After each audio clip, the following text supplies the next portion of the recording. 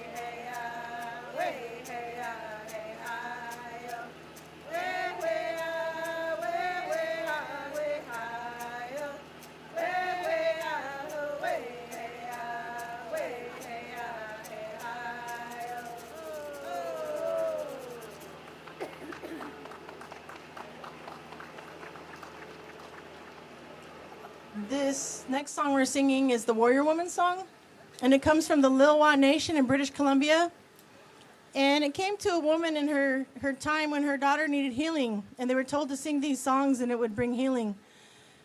This song was also sung during the Idle No More movements around 2011, 2012, when a lot of people were showing up to fight for injustices. And this song is the Warrior Woman song.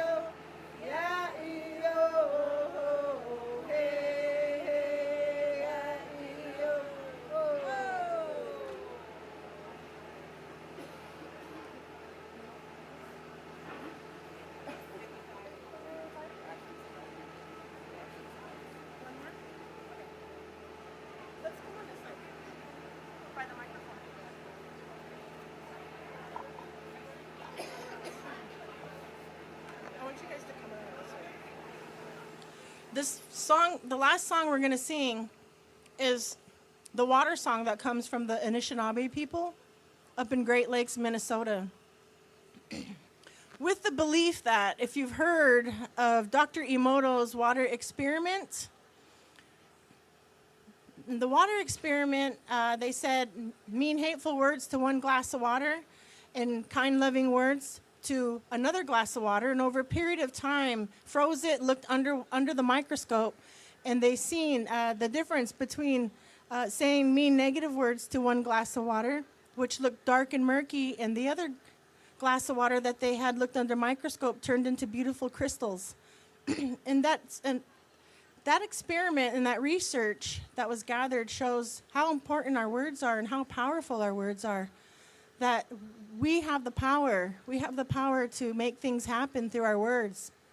And when we come together collectively and we work together as one in unity, our words are more powerful. And so this song we sing that we'll leave you with today is the Anishinaabe water song. Come together. A little bit wrong.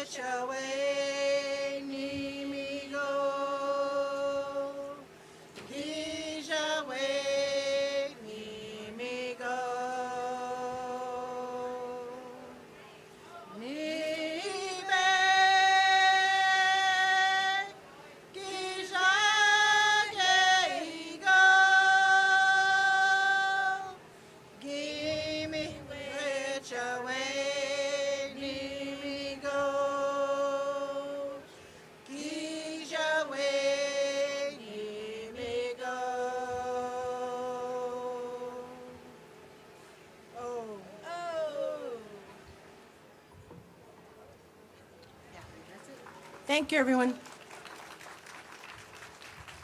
On behalf of Indigenous Justice, thank you.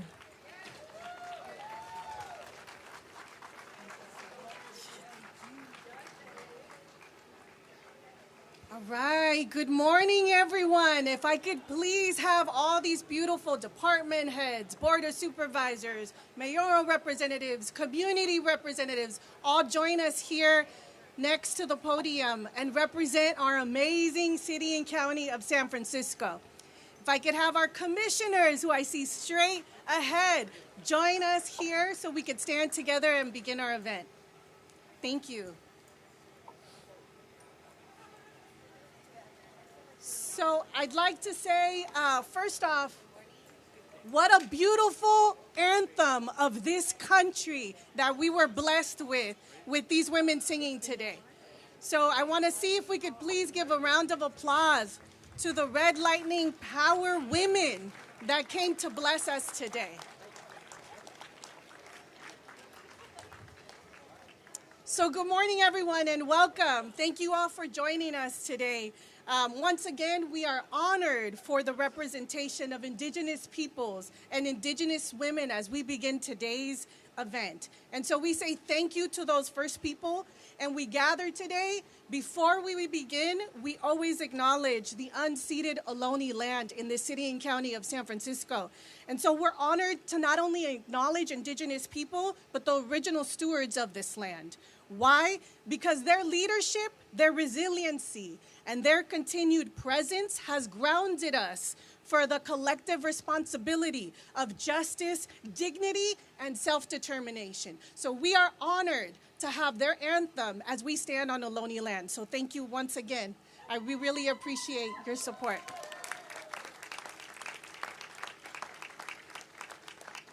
Thank you everybody for joining us today. Before I actually introduce the program and introduce myself and the amazing people out there, I want to go ahead and acknowledge our staff who made possible this event and worked tirelessly for the last couple of weeks, if not months, to ensure that we were going to stand up today for reproductive freedom.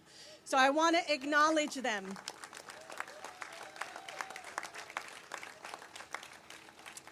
And why are we here? We are here to acknowledge the importance to continue standing up for reproductive freedom. I'm going to say reproductive, and you say freedom. And we are going to start acknowledging why we're here. So if I say reproductive, you say freedom. If I say reproductive, you say freedom. If I say reproductive, you say freedom. That's right. Thank you. Give yourselves an applause. That's why we're here today. So my name is Dr. Diana Arroche, and I have the honor of being the executive director of the San Francisco Department on the Status of Women. Our department is proud to have worked very closely at organizing today's event and co-sponsoring with individuals that are the leadership of our city. We are happy to co-sponsor this event with Mayor Daniel Lurie, the Mayor's Office, Supervisor Myrna Melgar, Planned Parenthood of Northern California, and the Human Rights Commission. Thank you, and let's give them absolutely a round of applause. We'd also like to thank our Board of Supervisors, the District Attorney's Office, the District Attorney who will be joining us shortly, City Attorney David Chu, who I've already seen next to my right, Deputy Counsel Brianna Voss, who is our Deputy Counsel. Thank you, Brianna, for always protecting us and still moving the needle forward. Sheriff Miyamoto, the Sheriff's Department. I also see Dr. Daniel Tsai from our Department of Public Health. We're looking forward to all the work DPH will continue doing with us. Thank you for joining us. And I also want to acknowledge all our city partners that are here, including the Office of Transgender Initiatives and all the representatives that you see here. I also want to give a special acknowledgement to first and foremost those providers, community providers that open the door every single day to ensure that we have reproductive health and freedom in our city and county of San Francisco. So why are we here today, aside from what I mentioned? Today we recognize the anniversary of the Supreme Court's decision, Roe v. Wade. 53 years later, yes, there have been attacks. Yes, there have been losses. But are we still standing here? Yes, we are. And we still honor the legacy of our grandmothers, our aunts, our sisters, those who fought every single day in the early 1970s, if not for generations as indigenous people, to ensure that we have reproductive health and freedom today. So if I say reproductive, you say? Freedom. If I say reproductive, you say? Freedom. Thank you. And despite those attempts to dismantle the women's reproductive rights, we are gathered today in the spirit to reaffirm San Francisco's commitment.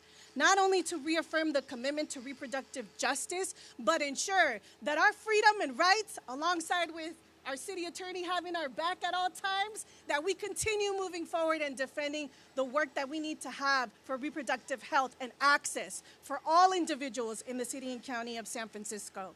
So today, leaders, we defend and ensure that our bodily autonomy, our right to contraception, our right to abortion care, our fundamental right to have full scope reproductive health services are not only guaranteed, but they are defended as we stand here today.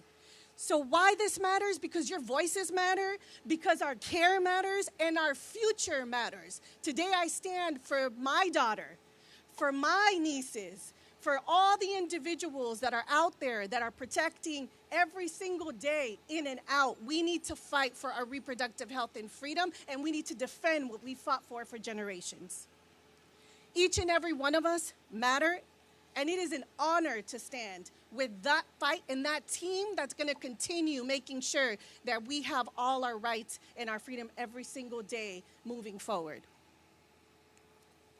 I'd like to start off with our program, if we may. Do we have all our speakers here? Great. Perfect timing. Great. So I want to start off first off with acknowledging our amazing mayor, who's walking up, and our First Lady, Leda Becca Prouda. So if I could have you both stand next to me. Thank you. Right there. I'd like to first acknowledge our First Lady of San Francisco. Welcome. Welcome. I want to share a little bit of a story that we worked really closely with one of our advisors under the mayor's cabinet, and we asked the First Lady to attend. And without a hesitation, she said, absolutely, I am here for women, and I am here to continue defending and representing San Francisco. So thank you very much for your time. Thank you for your leadership. And today, we stand with all city leadership, and we include you as part of that. So thank you very much for your support. I also want to share a little story before I introduce our mayor here. On October 7th, I was honored to be sworn in as the executive director of the Department on the Status of Women.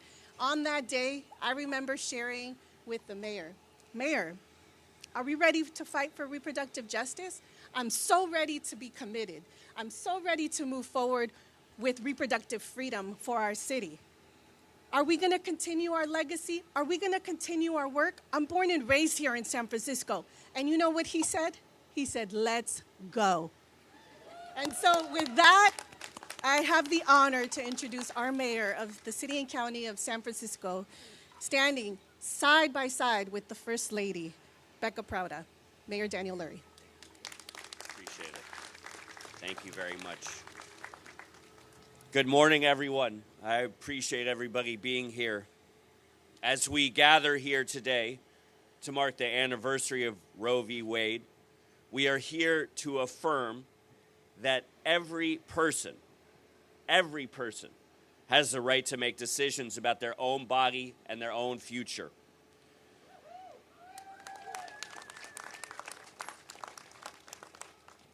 Today is also an opportunity to recognize our reality. Across the country, women's rights are under attack.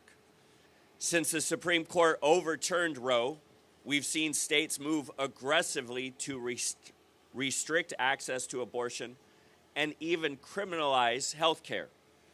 These actions threaten not only individual freedom, but women's health, equality, and opportunity.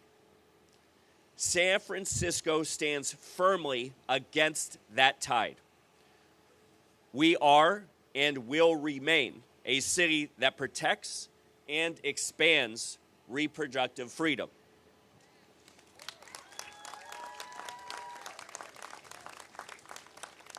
In 2024, our voters, we the people, overwhelmingly passed Proposition O, making it clear that here in San Francisco, we refuse to cooperate with out-of-state prosecutions, and we will protect personal health information because privacy is non-negotiable. These policies send a clear message. San Francisco will protect reproductive health and women's rights. San Francisco continues to ensure access while eliminating barriers. The city has made it easier to build clinics and find medical services, including culturally competent reproductive health care through our Department of Public Health. Access to contraception and abortion care are basic and essential health care needs.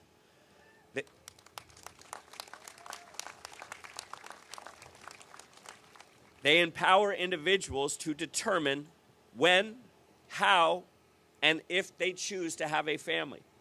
Ensuring access to these essential services is foundational to economic opportunity, community stability, and a safer, healthier San Francisco. So today, as we honor the anniversary of Roe v. Wade, we reaffirm our commitment. San Francisco will continue to lead, to protect, and to fight for reproductive rights for our residents and as a part of a national movement for justice and equality.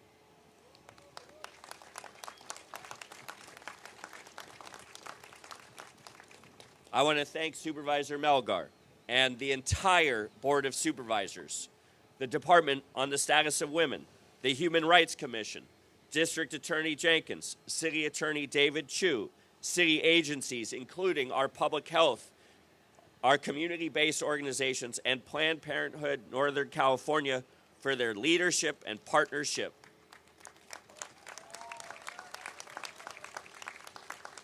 I want to thank all of you for commemorating what would have marked the 53rd anniversary of Roe v. Wade and for standing together in defense of reproductive rights and reproductive freedom.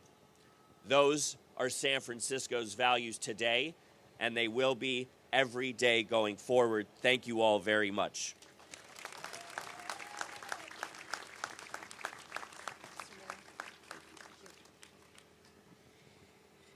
Thank you so much, Mr. Mayor. Are we excited? Do we feel committed? Our executive of our entire city said, what are we going to do? We are protecting the right for reproductive freedom. So I want to give another applause to our leadership, to our executive of our entire city, our mayor, and of course his first lady, because we know that partners make it happen, okay? So that is the side-by-side nighttime conversation that needs to happen to continue moving it forward. So thank you, First Lady. So I would like to now, I have the honor to also welcome a very dear friend of mine, a long-term ally of reproductive freedom and justice, someone who has fought tirelessly, someone who represents Salvadorian roots, which I have to acknowledge as a Salvadorian, and someone who continues to fight closely every day to ensure that women's rights and reproductive freedom is discussed and protected for women, girls, and non-binary communities here in the city and county of San Francisco. In fact, this month, I will not spoil it, but this month, we had a deep commitment that this supervisor moved forward at the Board of Supervisors to acknowledge today and to continue making sure that we have the right for reproductive freedom in San Francisco.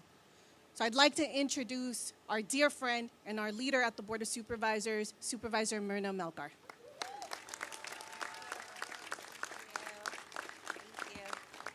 Good morning. Thank you, Dr. Aroche. Thank you, everyone, for being here and standing up today, united, with our collective fight to uphold reproductive rights and justice. I also want to acknowledge my colleagues here today, Supervisor Connie Chan, Supervisors Cheryl Sauter, Supervisor Walton. I can see Supervisor Chen perhaps coming. Thank you so much for being here. We as a board unanimously passed a resolution officially commemorating the Roe v. Wade decision. We reaffirmed our city and our values. We will not back down from upholding those values, protecting reproductive freedom in abortion care. I am a mother of 3 girls. I want them and all our young people to know that their health and their safety matters. It matters. Regardless of what they're doing on the national level, San Francisco will always protect our rights to access health care and bodily autonomy. Today, we stand together not to mourn, but to mobilize. This causes action. The Roe v. Wade decision remains a powerful reminder of the role we can play on the local level, that the rollbacks need to be counteracted nationally. Local governments are on the front lines. San Francisco will do what we have always done, stand at the forefront of freedom. We will protect reproductive freedom. In 2024, you may remember that we passed Proposition O. Thank you, San Francisco. Proposition O, which was an effort with Planned Parenthood, cemented the infrastructure that we need to support the full range of reproductive rights and health services. San Francisco continues to reaffirm this clearly, publicly. Reproductive freedom, bodily autonomy, privacy, reproductive justice remain our core values here in the city. We will actively defend it. Thank you, Mayor. Thank you, First Lady Prouda. In San Francisco, our health matters. You deserve unobstructed access to care. We will hold accountable those who interfere with patients, with providers. We have coordinated protocols. Thank you, Police Department. Thank you, District Attorney, Department of Public Health, all the other agencies that make part of this infrastructure, that we will ensure accountability for those who violate clinic access, safety laws, that makes clear that our city resources, personnel, data will not be used to assist out-of-state investigation. All the crazy things they're doing crazy things. Legal actions will be taken to protect our freedoms. What has been happening is not just a rollback of our fundamental rights, it is a clear attack on women, non-binary people. I hate to say this, but we have work to do here. Even with all of our commitment, our actions, our mobilization, we still have a long way to go. It's not enough. We need to build a future. We need to build what we're fighting for. We need to center women's issues in our policymaking, in our budgeting, in the way that we run our services. It is the only way to achieve gender equity and justice. For all of those folks who fight for freedom, for social justice, for equity, the face of poverty in California is a woman. It is usually a woman of color, a Latina, a single mom with a bunch of kids that we have to feed. So I want to thank the Department of the Status of Women, especially our new director, Dr. Aroche, her entire staff, the Commission on the Status of Women, all the present and past commissioners who are here, Planned Parenthood, the healthcare providers working in partnership with the Department of Public Health and our city attorney for their leadership and steadfast work defending reproductive freedom for women and girls. We stand proud with women and girls. And I look forward to fighting alongside with all of you to advance a policy platform that supports the health, the economic progress, the public safety, the leadership of women and non-binary people. And now I want to bring up our next speaker, who is also a friend and a fighter for women and for the leadership of women, our District Attorney, Brooke Jenkins. Come on. I still have nice things to say about you. Brooke sees, fellow Salvi pride. Brooke sees the District Attorney's Office as a place where justice is pursued, including reproductive justice.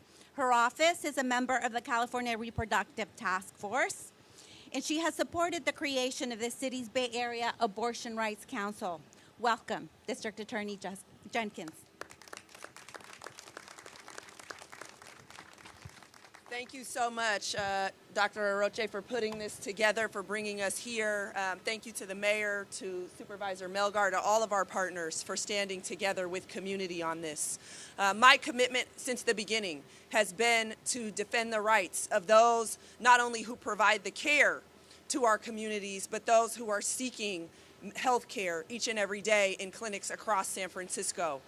We know that there are laws in our state and that protect our rights to access this care, and that far too often we see people violating those rights by harassing, stalking, and threatening those who are seeking care and those who are providing that care. And so my office is committed to standing firm in enforcing our laws that protect those doctors, those nurses, those clinic workers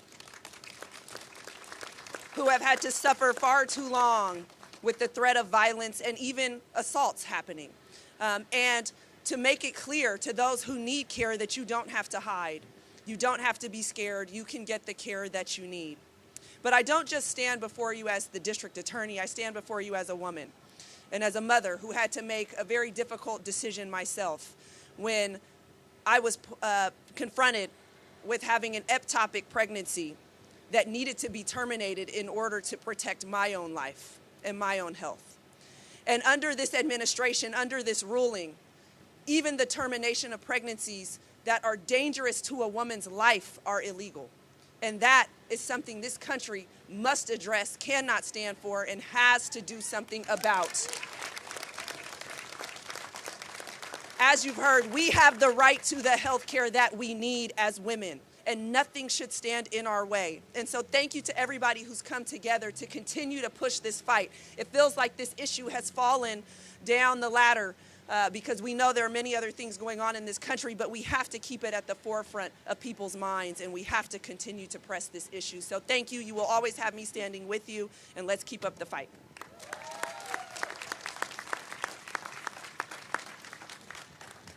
Thank you again to our fierce District Attorney Jenkins. Thank you for your fierce Salvadorian and African-American lineage and leadership and all those ancestors you bring into this fight. So thank you very much, DA. Our next speaker, I want to introduce first that our community relies on the network of providers that are, again, at the forefront of reproductive health care.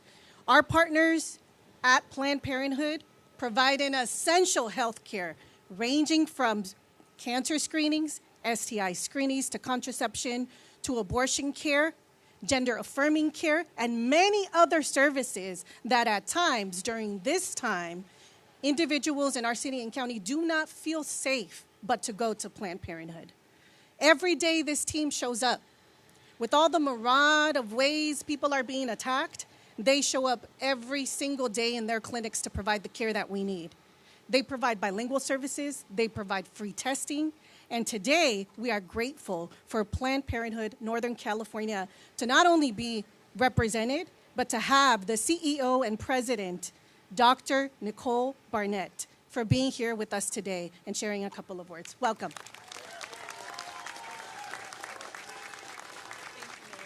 Thank you so much. Thank you so much, Dr. Aroche. Thank you, Mayor, for having us here today. And I just want to thank my team who's here today, our volunteers, our San Francisco Health Center leadership, and everyone who's out here with us today. Good morning, San Francisco. 53 years ago, Roe v. Wade affirmed a simple but revolutionary idea that our bodies belong to us, that our future should be shaped by our own values, our own circumstances, and most importantly, by our own dreams. But Roe was never just about one court decision. It opened the door to a broader reproductive justice movement, one that recognized that true freedom means the ability to decide if, when, and how to build your family, and to do so with dignity, with safety, and most of all, with support. That promise has always belonged to every single person in this nation, whether we be women, trans and non-binary people, LGBTQ plus communities, people of color, immigrants, youth, all those who have historically been left out of the healthcare system. Roe helped people to claim their bodily autonomy. It gave people the power to choose their futures. And it made clear that healthcare is not just a privilege, it is a human right.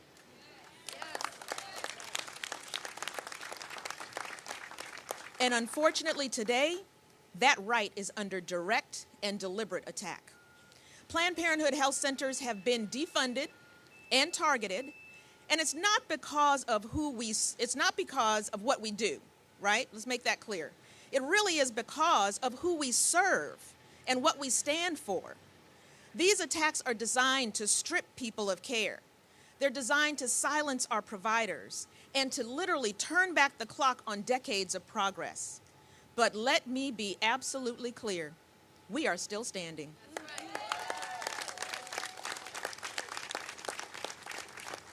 At Planned Parenthood Northern California, we are meeting this moment with resilience, with courage, and with resolve. We are strengthening community partnerships. We are keeping doors open for our patients, no matter what. And because this fight is not only about today, it's about our future. It's about ensuring that the next generation inherits more freedom and not less freedom, more power over their lives and not fear, more access to care and not barriers to care. And that is why it means so much to me to be standing here with all of you and these partners across our great city. San Francisco's leaders, advocates, and community members have always understood that protecting reproductive freedom requires action and not just words. We are a place that shows the entire nation what is possible when we lead with courage and when we lead with conviction. So today, we are collectively renewing that commitment to bodily autonomy, to justice, and to the belief that everyone deserves freedom to decide their own future. Together, we honor Roe, not just by remembering it, but by carrying that promise forward. Thank you.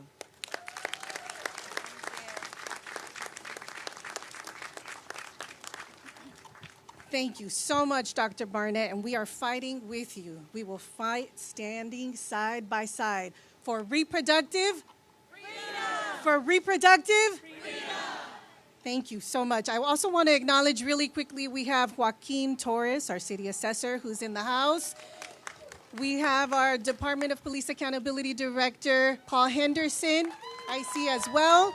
We have also our public defender, Manu, where are you?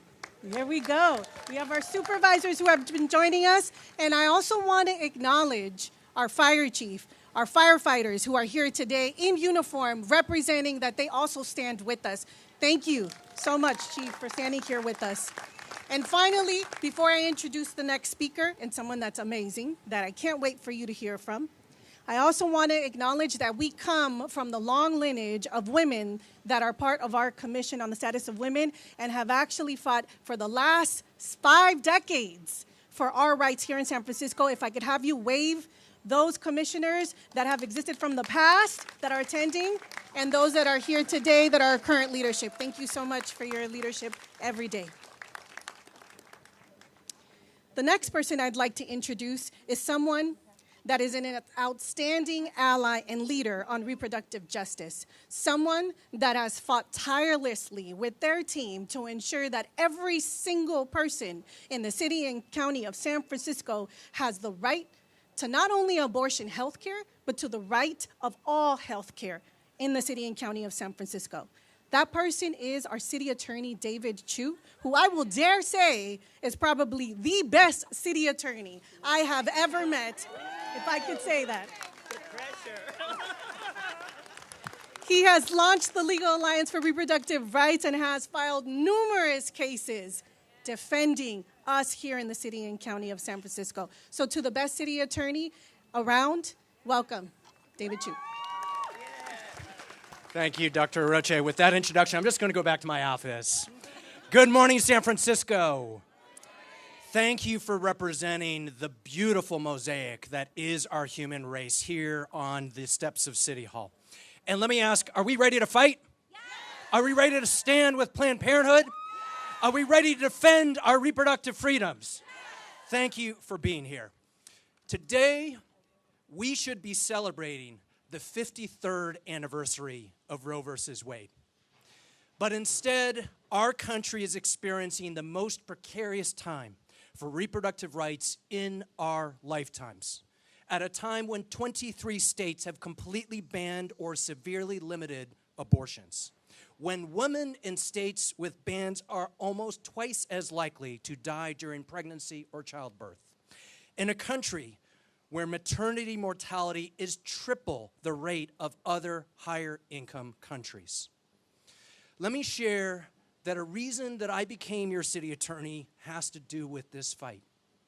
11 years ago, as a legislator, I was asked by NARAL to author the Reproductive Fact Act to address the deception by hundreds of fake pregnancy centers in our state.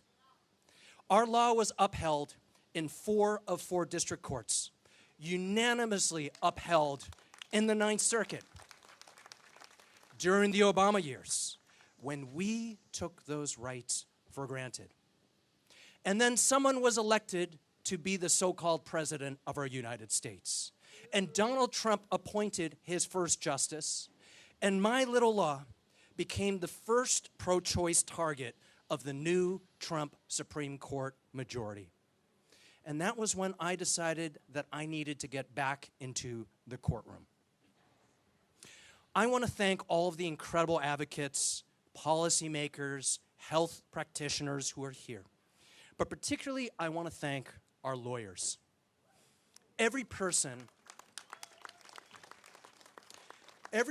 here at City Hall remembers where you were the moment Roe v. Wade was overturned. I will tell you, I put my first phone call to Yolanda Jackson, who leads our San Francisco Bar Association. And we put out a call on the steps of City Hall. Our office, the Bar Association, launched the Legal Alliance for Reproductive Rights, and 70 law firms around the Bay answered that call to provide pro bono help to patients and providers throughout our entire country. In our office, we organized a reproductive rights working group who tracked the landscape, who advise our mayor and policymakers and practitioners, who draft laws like Prop O, and I also serve as a member of our Attorney General's Reproductive Rights Task Force. And let me tell you, we bring the fights to our courts.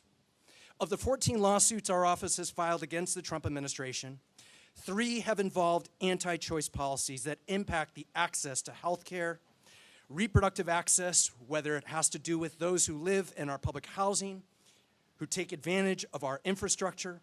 Our office has joined amicus briefs to support access to mifepristone, a patient's right to choose her provider, the fact that Planned Parenthood clinics are being stripped of Medicaid funding, and to protect abortion during medical emergencies.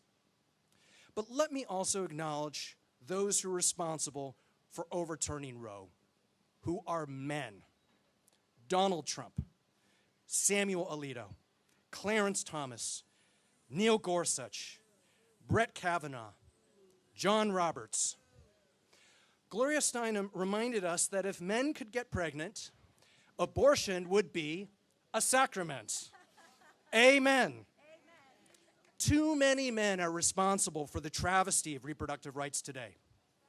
And male allies have a moral responsibility to this movement to bring Roe v. Wade back. And so in conclusion, I want to tell you, as your city attorney, if they're going to come after your rights, they're going to have to come through my office and through me and our mayor and everyone who is standing here.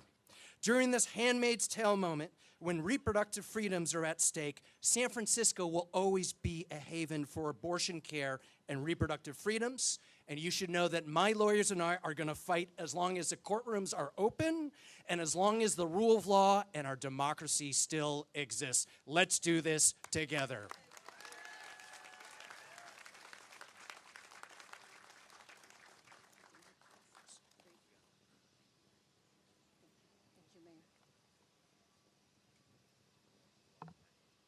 Thank you so much. So I'd like to first thank our mayor, that's very busy, and he will continue fighting for us, and our First Lady, who continues to stand here with us. So thank you again for joining us this morning. I also like to thank City Attorney David Chu for your tireless work, for defending reproductive rights, but also for defending immigration rights in this city and county of San Francisco. So thank you so much for the work that you do and the tireless work of all the attorneys. I'd like to also introduce someone that has worked with me tirelessly for many decades, but is also now an ally, someone that I work side by side with. I'd like to introduce our Human Rights Director, Mouli Tubinyo.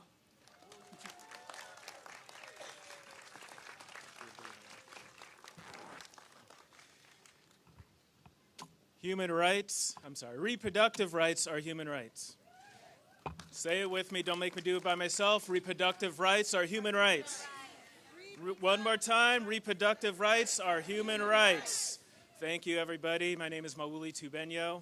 I have the honor of serving as the director of the San Francisco Human Rights Commission. For more than 60 years, the Human Rights Commission has fought to protect the civil rights of all people in San Francisco and to ensure that all communities are included in the prosperity of this great city. Ensuring the foundational right to access health care, including comprehensive, affordable, and culturally competent reproductive health care wherever and whenever it is needed, is critical for all people.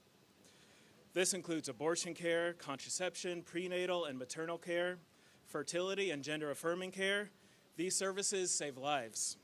These services support families, and they uphold the basic right of every person to make decisions about their own body and their future. Restrictions on reproductive care disproportionately harm Black, Indigenous, and other communities of color. They hurt low-income communities, immigrants, young people, people with disabilities, LGBTQ communities. Fighting for reproductive freedom means fighting for equity, and that is at the heart of human rights work.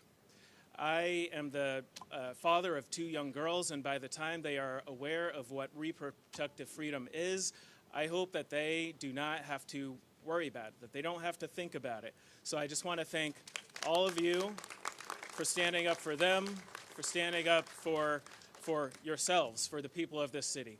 Thank you so much. And now I have the honor of introducing my colleague at the Human Rights Commission, Director of the Office of Transgender Initiatives, Honey Mahogany.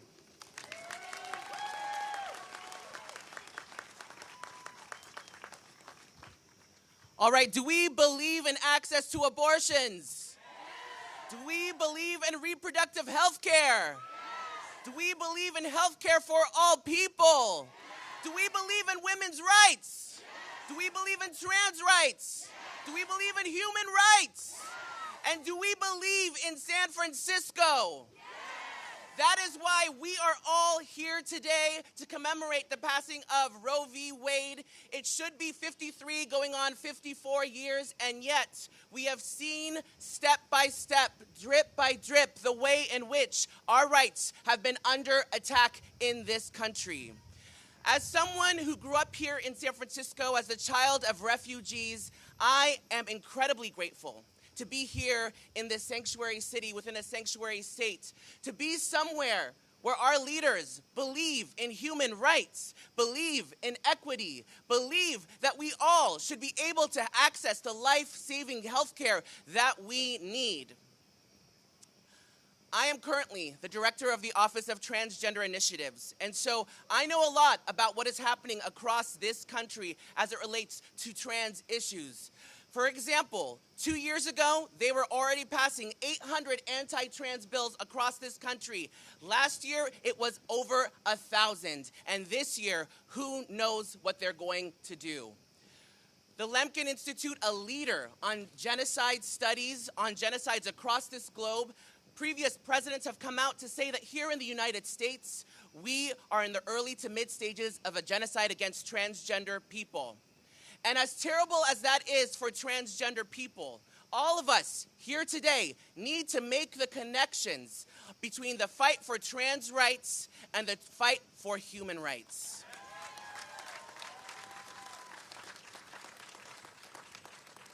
You know, a few years ago, there was someone who at a conservative conference said we need to eradicate transgenderism in this country.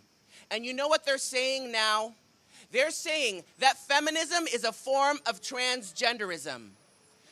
So I will leave you with this. When we forget, when we ignore the attacks on our most vulnerable communities, whether it be the taking away of rights for transgender people, whether it be the murder and disappearance of indigenous women, whether it be the caging of immigrants, the plight of Black people in this country, or the plight of women, we are only hurting ourselves.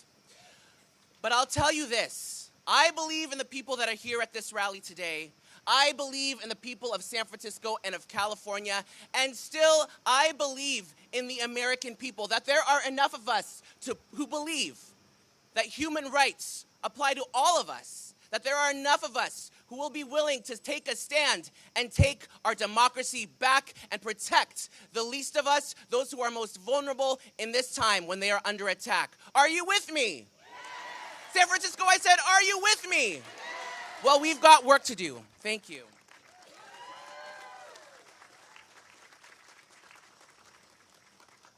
Thank you so much, Director Mahogany. And we will fight with you. We will definitely fight. We are committed.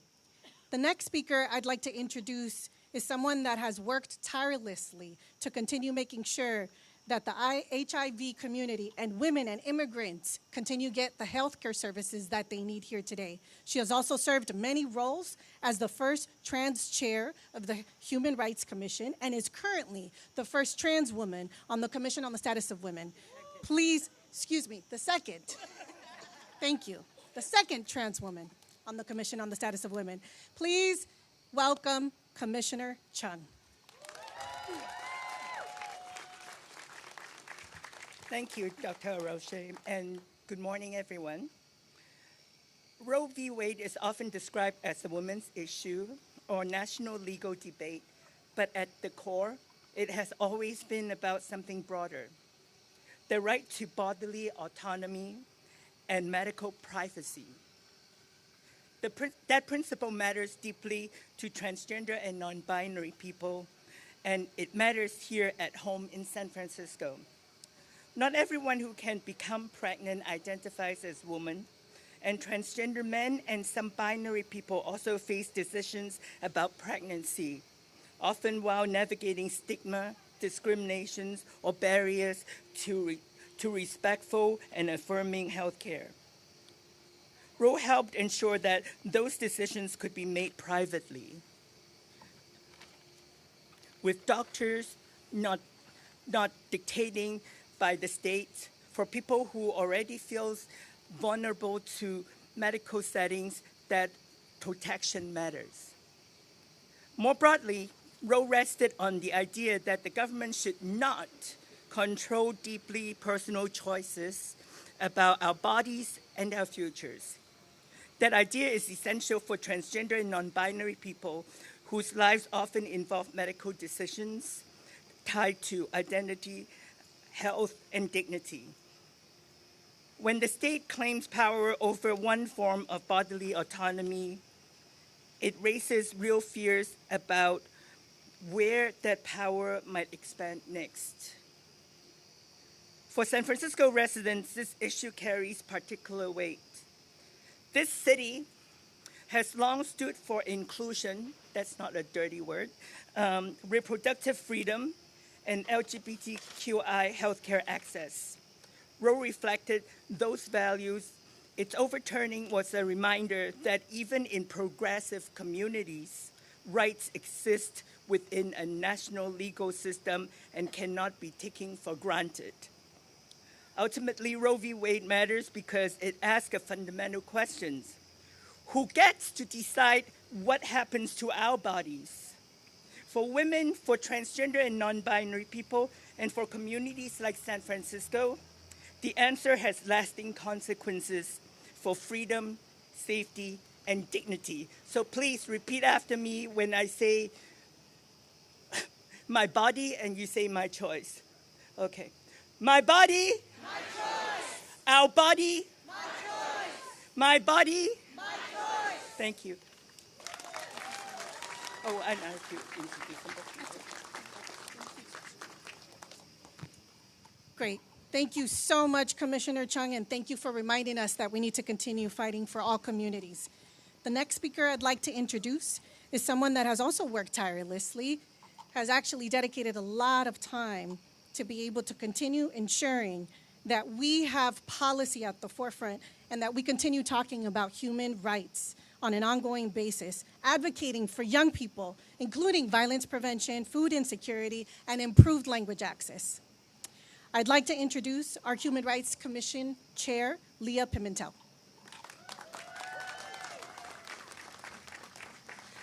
Good morning, everyone. I'm honored to stand with you all here today. Today should be a day of celebration. We should be celebrating the 53rd anniversary of Roe versus Wade, but we're not. because they rolled back that decision in 2022. And that determined why we're here today. We must stand together to make sure that we don't have restrictions and criminalize as surveillance that will disproportionately harm women, girls, marginalized communities, including Black, Indigenous, Latina, and immigrant populations. Our collective advocacy reminds us that local government's on the forefront as we honor the legacy of Roe versus Wade. As a mother of a young daughter, I recognize our voices, our care, and that our future matters.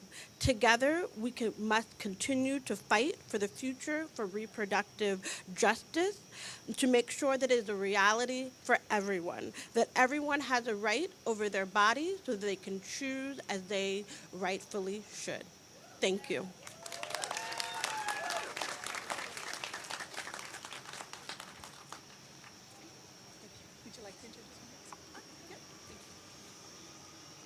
And I have the honor of introducing our next speaker, our Youth Commissioner, Tay Leon Amor.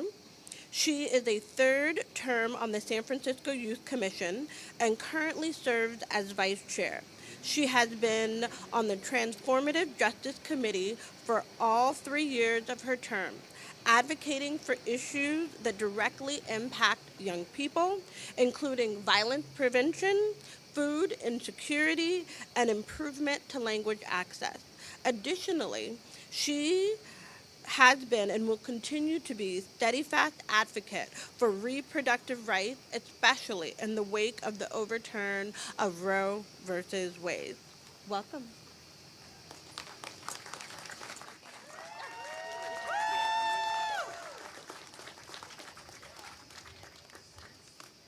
Thank you for that lovely introduction.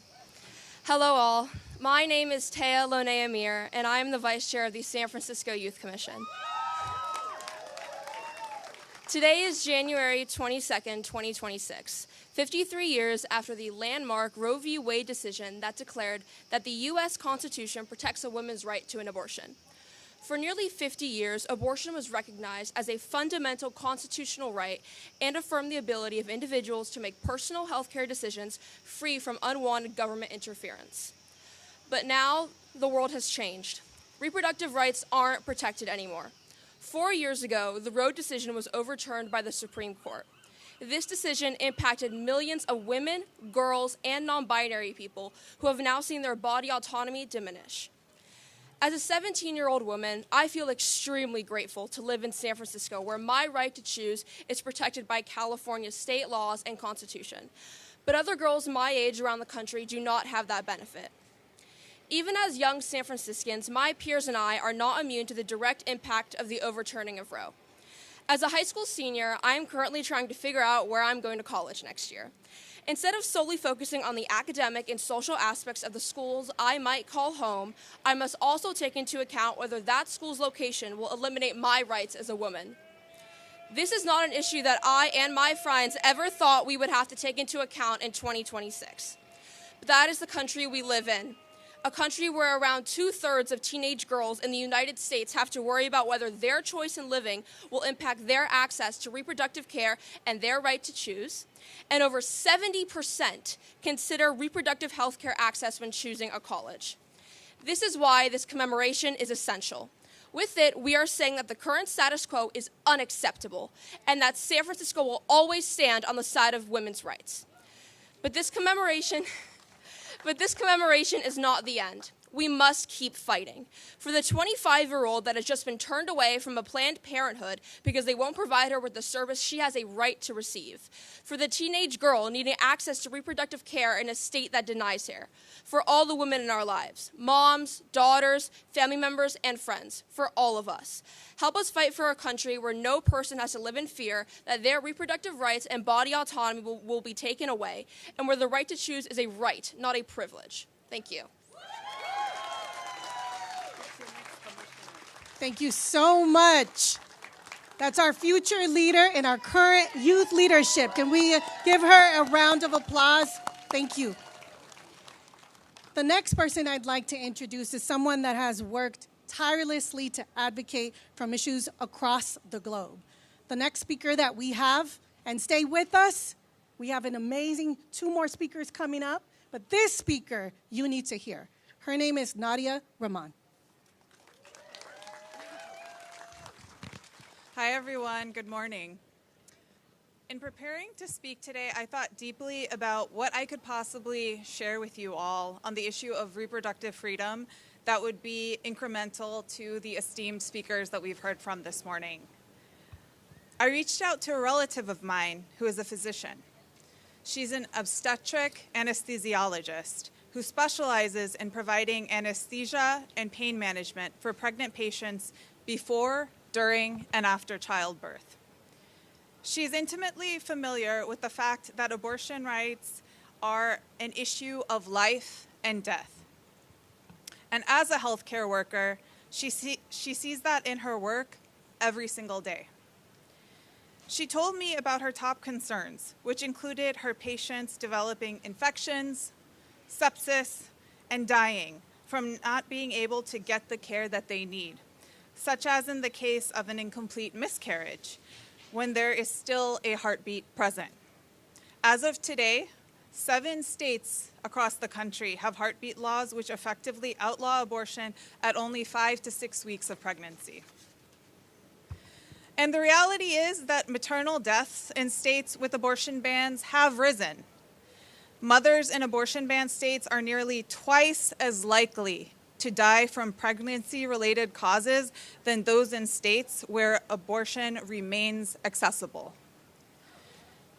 Another concern for healthcare workers is being put at risk for being charged with a crime, being put in prison, and having their credentials revoked for performing abortions, whether that is part of a care team performing abortions or prescribing abortion pills. The criminal and civil risk that has had a chilling effect on those providing this type of health care. And the result is that the people who need that care the most, often the most disenfranchised, the most marginalized, and the most vulnerable, with the most limited options and access, are the ones that suffer. Abortion is health care, abortion is reproductive freedom, and abortion is a right that everyone should have access to. I'm grateful to live in California and in San Francisco, a state and city that takes these rights seriously. Thank you.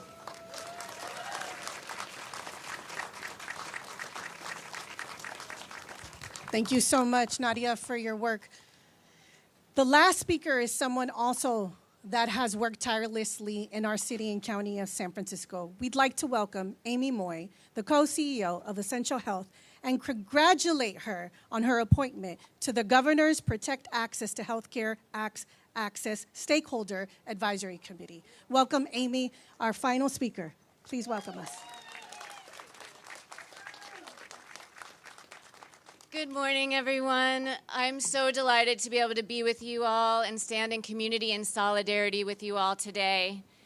You know, this week marks 53 years since Roe v. Wade affirmed the constitutional right to abortion care and 1 year since President Trump's inauguration. A moment that ushered in renewed attacks on reproductive health, bodily autonomy, and the freedom for all members of our communities to control their own futures. Right now, we are at a crossroads. One path leads backwards, and the other toward a bold and more just and equitable future for all. The future is shaped by the choices and that we make and the actions that we take today. Since Roe was overturned in 2022, and 1 year into the Trump administration, the reproductive health landscape has changed dramatically. Across the country, millions now live in states where abortion is banned or severely restricted. Clinics have closed. Patients travel hundreds of miles to get care. Providers have been stripped of critical funding sources, and in some regions face criminal penalties for just doing their jobs. And longstanding programs like Title X, which ensure access to contraception and preventive care for people with low incomes, have been repeatedly targeted and weakened. Now, these aren't just policy debates. These are the daily realities that people face as they navigate when or whether to have children under already strenuous climates in this country. History also reminds us of this. Progress has never been permanent without people defending it. The now undermined Roe decision was the result of decades of organizing, storytelling, courage, and collective care. So today, we choose not only to remember and grieve what has been lost, but to recommit to what we must build together moving forward.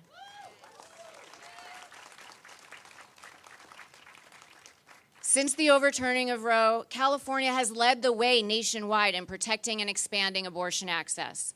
But even here in San Francisco and in California, we are not immune to these unrelenting attacks. It is essential for California and our local leaders to continue to boldly protect the progress that we've made in expanding access to equitable abortion care and uphold the state and region's legacy as a beacon of hope and a safe haven for reproductive freedom. Now, abortion is health care. When I say abortion is, you say health care. Abortion is? Health care. Abortion is? Health care. Abortion is? Health care. And let me be clear. Policies that deny access are inhumane and dangerous, and extreme bans and restrictions are state-sanctioned violence against people who can get pregnant and strip them of bodily autonomy and put their lives at risk. So this moment calls for more than reflection. It calls for resolve. As somebody who has been in this fight for a long time, but more importantly, as a mother of a teen daughter and as a woman who has had an abortion, I ask you to speak up, show up, support the front lines, and stay engaged and keep speaking the truth. Because 53 years after Roe and 1 year into an administration intent on rolling back hard-won rights, the truth is clear. Our future depends on what we do now together. Thank you.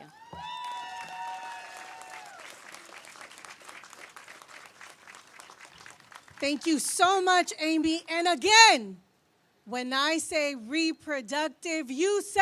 Freedom. When I say reproductive, you say?